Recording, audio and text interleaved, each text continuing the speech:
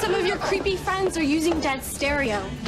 You guys, no one's allowed in the house. Avoiding the national exposure that was our only hope of making any kind of a challenge. Because life knows that in order to be the best person you can be, sometimes it's good to stay. Remember when TV shows would just drop characters without a word?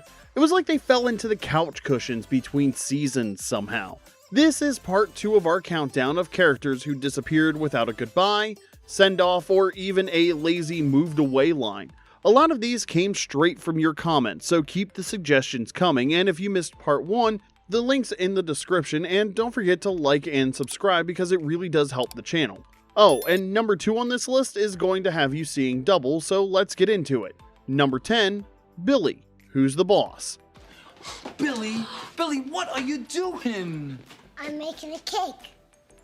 Just like you, Tony. Who's the Boss, which aired from 1984 to 1992, centered on former baseball player Tony Michelli, played by Tony Danza, who takes a job as a live-in housekeeper for advertising executive Angela Bauer, played by Judith Light, and her son in an affluent Connecticut suburb. The show explored gender role reversals and the evolving relationship between Tony and Angela, while Tony raised his daughter Samantha, played by Alyssa Milano, in a more privileged environment than their previous home in Brooklyn.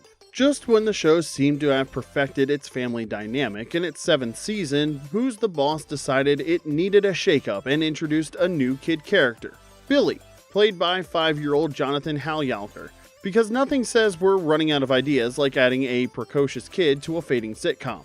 With Samantha heading to college and Danny Pintaro as Jonathan in high school, the show needed a fresh dose of cute kid energy. Enter Billy, a kid from Tony's old Brooklyn neighborhood whose grandmother conveniently dropped him off at Tony's house, instantly expanding the Bauer-Michelli family without so much as a family meeting. But instead of breathing new life into the series, Billy's addition fell flat, earning the dreaded Cousin Oliver Syndrome label, a last-ditch tactic where struggling shows add a kid to try and capture some of that early series magic. Spoiler alert, it almost never works.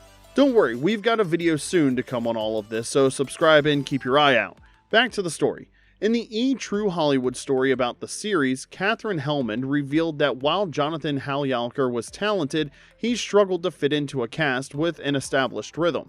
It's like a 5th person trying to join a barbershop quartet halfway through the song. When the show entered its final season, Billy's departure was addressed with a single line about him returning to his grandmother. After that, the Bauers never mentioned him again, like a distant cousin who only shows up for the free food at family reunions. Jonathan Halyalker continued acting after his brief Who's the Boss stint, including an appearance on Third Watch. So while his character got written out, his career didn't share the same fate. Number 9, Mandy Hampton, The West Wing.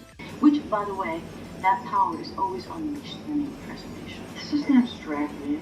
The West Wing, which aired from 1999 to 2006, was Aaron Sorkin's acclaimed political drama starring Martin Sheen, Rob Lowe, and Allison Janney, to name a few. Talk about star-studded. The show followed the lives of the President of the United States and his senior staff in the West Wing of the White House. Known for its rapid-fire dialogue and idealistic portrayal of American politics, the show won multiple Emmy Awards and is considered one of television's finest dramas. Among the show's original power players was Moira Kelly's Mandy Hampton, a sharp-tongued, hyper-competent political consultant fully prepared to verbally spar with the White House Boys Club. She had the credentials, she had the attitude, and she was in the main cast credits. And then after the first season, she just disappeared. Like, she took a wrong turn into one of the White House's secret tunnels and never found her way out. Season 2 picks up mere minutes after Season 1's cliffhanger with the fallout from an assassination attempt. Everyone's accounted for, except Mandy, who apparently evaporated between scenes. There was no explanation, no goodbye, and not even a passing line like, "Hey, where did Mandy go?" It's like the writers got caught between drafts and just said, maybe no one will notice. Apparently, fictional assassination attempts can't compete with the brutal efficiency of a TV writer's room. Her sudden absence was so notorious it spawned a whole TV trope, Mandyville. You know, the mysterious void where characters go when their arcs hit a dead end? It's like the TV equivalent of the Bermuda Triangle, except instead of ships and planes, it swallows supporting characters with inconvenient storylines.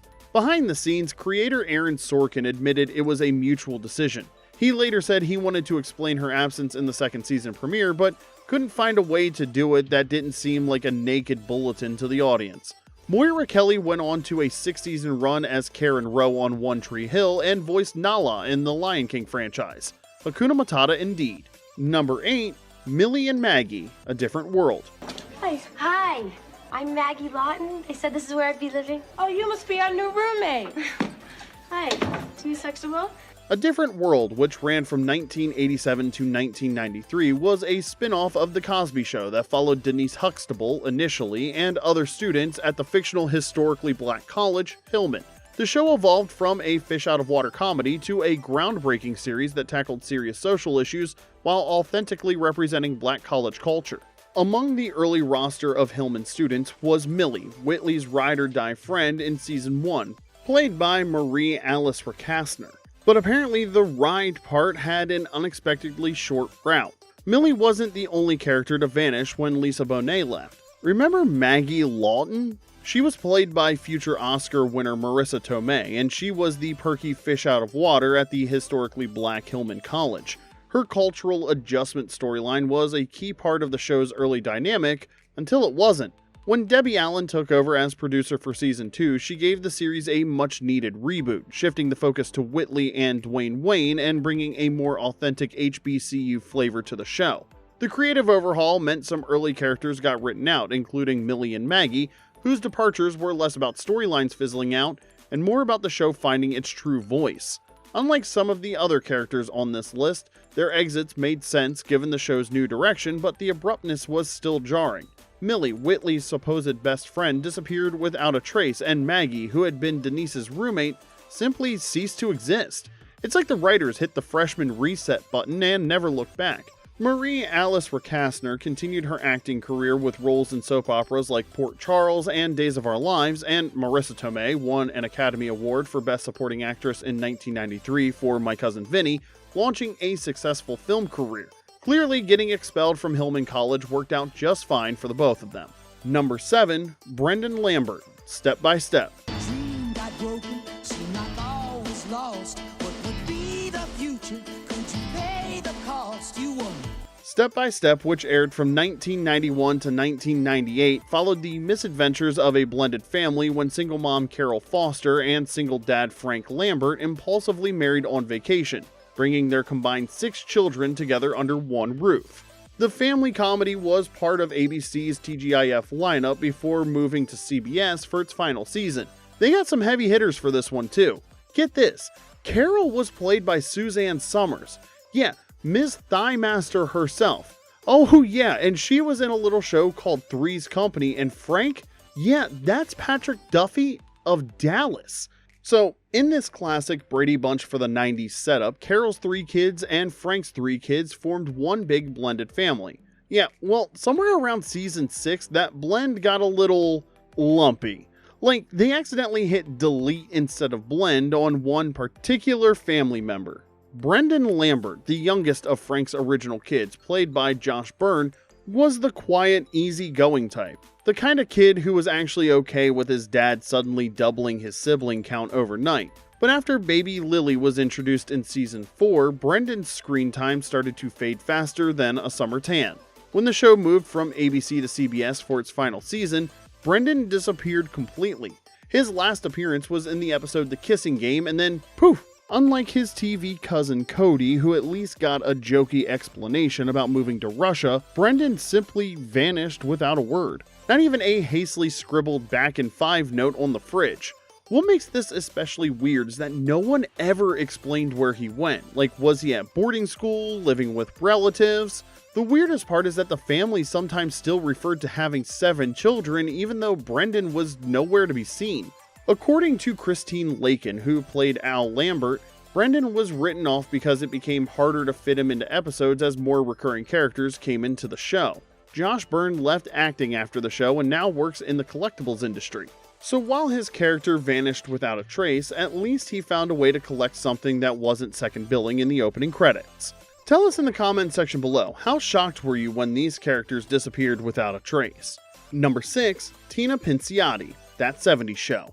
That 70s show, which ran from 1998 to 2006, followed a group of teenage friends coming of age in Wisconsin during the disco decade, with Donna Pinciotti as the smart, strong-willed girl next door to main character Eric Foreman. While most viewers remember the core group of basement-dwelling teens, you know, Ashton Kutcher, Mila Kunis, Topher Grace, and the crew, few recall that Tina was Donna's little sister, played by Amanda Fuller, for one episode.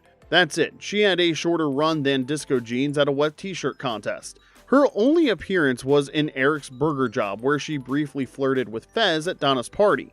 No age or backstory was ever clarified, but she was clearly younger than Donna. And then she was gone. It was like she went into the sitcom character witness protection program, never to be seen again. What makes this case interesting is that the show actually acknowledged her disappearance. In the season 2 episode Van Stock, during the closing credits, Hey, can I go to Van Stock with the guys this weekend? What the hell's a Van Stock? the characters themselves humorously asked, "Hey, whatever happened to Donna's sister?" It was a meta wink at their own continuity error that basically said, yeah, we know we goofed and we're moving on. After that, Tina was never mentioned again. The show effectively made Donna an only child, an identity that stuck through all 8 seasons. She vanished so thoroughly, it's like the writers hit the reset button and hoped no one would notice. Behind the scenes, the writers reportedly thought having Donna as an only child worked better for her character development.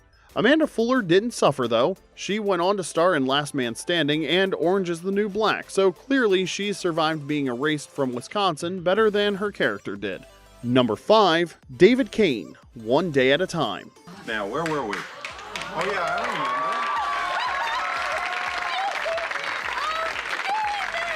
One Day at a Time, which aired from 1975 to 1984, centered on Anne Romano, a divorced mother of 2 teenage girls played by Mackenzie Phillips and Valerie Bertinelli, trying to start over in Indianapolis. The groundbreaking Norman Lear sitcom tackled serious social issues while following Anne's journey to rebuild her life and raise her daughters as a single mom.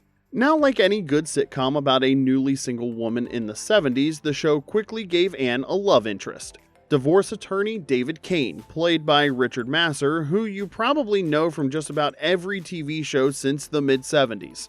David wasn't some minor side character. He appeared in 22 episodes across season 1 and the beginning of season 2. Their relationship had more proposals and last-minute wedding cancellations than a soap opera storyline, and then, after one final breakup, David took a job in Los Angeles and that was it. No tearful goodbye, no dramatic last stand, and just erased him from her emotional feed like an ex she didn't want showing up in her Polaroids. What makes David's disappearance especially bizarre is how central he was to the show's early dynamic. He wasn't just Anne's boyfriend, he was a confidant to her daughters and a foil to the building superintendent, Schneider. Yet, after he vanished, he was barely ever mentioned again. In a 2016 interview, Masur revealed that he felt his character had been painted into a corner. David seemed to be constantly proposing marriage to Anne, and she refused him every time, he explained. Masur asked to be written off, and Norman Lear obliged. Off-screen breakup complete. On-screen, crickets. The relationship that supposedly defined Anne's post-divorce life vanished faster than a paycheck on rent day. Number 4, Ginny Wroblicki, One Day at a Time. If it gets too rough, you can always go to the little girls' room. We serve drinks in there too. For the second time on this list, we have One Day at a Time, a show that made character disappearances feel as routine as Schneider's tool belt. In season 2, after Anne's romance with lawyer David Kane fizzled out, the producers decided to swap out romance for a little sass. Enter Ginny Wroblicki, played by Mary Louise Wilson, a brassy cocktail waitress who moved into Anne's building and quickly became her confidant. Over 18 episodes, Ginny was there for heart-to-hearts, late-night vent sessions, and the occasional "you go girl" pep talk. And then, poof! Gone. Again, no tearful goodbyes, no packing up boxes, no "I won the lottery and I'm buying my own apartment building." Her last regular appearance was in the episode The Singles Bar, but she did pop up briefly in a 5th season retrospective clip episode. Behind the scenes, Wilson, a seasoned Broadway actress, reportedly struggled with the 4-camera sitcom format and didn't click with co-star Bonnie Franklin. Feeling out of place, she asked to be written out. Wilson's career didn't miss a beat. She went on to win a Tony Award for her performance in Grey Gardens and later wrote a memoir, My First 100 Years in Show Business, offering a peek behind the curtain of a fascinating career. Number 3, Sara Spooner, The King of Queens. Okay, this isn't about the milk, is it, Carrie? No, this is about me losing that set of house keys with your address on it. The King of Queens, which ran from 1998 to 2007, followed Doug Heffernan, played by Kevin James, a delivery driver for a fictional package service, and his legal secretary wife Carrie, played by Leah Remini, as they navigated married life in Queens, New York. Their lives were complicated when Carrie's eccentric father Arthur, played by Jerry Stiller, moved into their home after burning down his own house. But speaking of family complications, remember when Carrie Heffernan had a younger half-sister named Sara? No? Well, don't worry, because the King of Queens seems to have forgotten too. In the pilot episode, Sarah Spooner, portrayed by Lisa Riefel, was introduced as Carrie's aspiring actress half-sister. She was integral to the setup. Her presence, along with their father Arthur's, disrupted Doug's basement sanctuary, setting the stage for the series' central dynamic. Sara appeared in 5 of the first 6 episodes, contributing to the show's initial family dynamic. Then, without warning or explanation, she vanished. It was as if she was spirited away by the sitcom gods. The show didn't just ignore her disappearance, it rewrote history. In later seasons, Carrie is referred to explicitly as an only child. Behind the scenes, the writers had a classic problem. How do you keep a character when you can't figure out what to do with them? Lisa Riefel went on to front the alternative rock band Killola and appeared in various TV shows, including The Trials of Rosie O'Neill. So while Sara was erased from Queens, Riefel continued to make her mark elsewhere. Number 2, Morgan Matthews, Boy Meets World.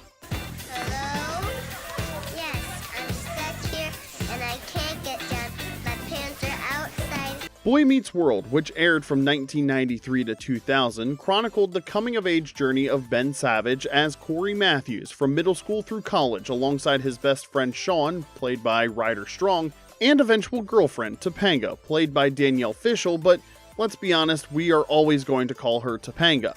The ABC sitcom, part of the TGIF lineup, followed the trio through their adolescent adventures, with guidance from their wise teacher Mr. Feeney, played by 2-time Emmy winner and acting legend William Daniels. While the show primarily focused on Corey's journey, his family played important supporting roles, including his little sister Morgan, played first by Lily Nixay for 2 seasons.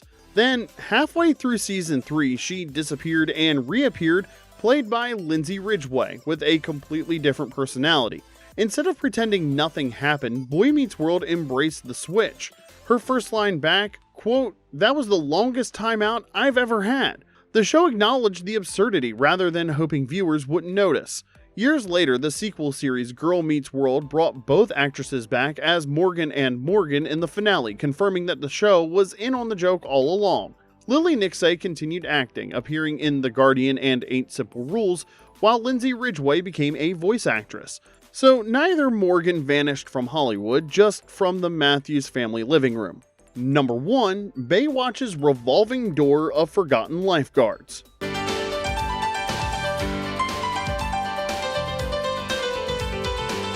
Baywatch, which ran from 1989 to 2001 with a brief rebranding as Baywatch Hawaii in its final years, followed the lives and rescues of a team of lifeguards patrolling the beaches of Los Angeles County, California. Led by David Hasselhoff as Mitch Buchanan, the show became a global phenomenon known for its slow-motion running sequences, red swimsuits, and launching the careers of stars like Pamela Anderson and Jason Momoa. While the show was famous for its attractive cast in those iconic red swimsuits, what's less remembered is how Baywatch treated its roster of lifeguards. The show cycled through characters with remarkable efficiency. Take Captain Don Thorpe, played by Monty Markham. He was the authority figure of the early seasons, barking orders at Mitch and running the beach like a drill sergeant. And then he vanished like a beach towel in a rip current. His office remained, but the man himself disappeared. Then there's Jill Riley, played by Sean Weatherly, one of the original lifeguards in season 1. She got the rare actually died send-off in the episode Shark Derby, but if you missed that one, she simply stopped appearing. Eddie Kramer, played by Billy Warlock, was a Day 1 original. One season, he's central to the show. The next, we're told he and Shawnee got married off screen and moved to Australia.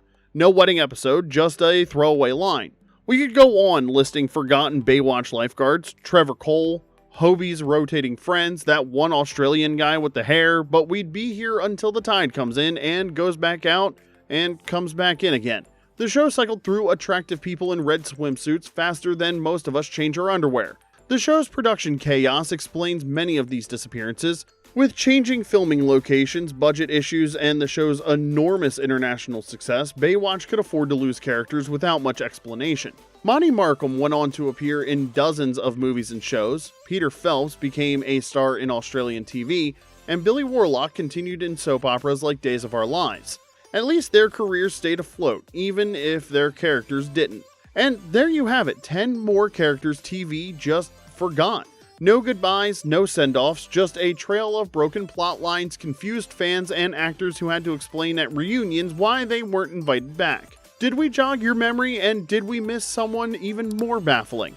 Drop their names in the comments section below because your faves may make it into part 3.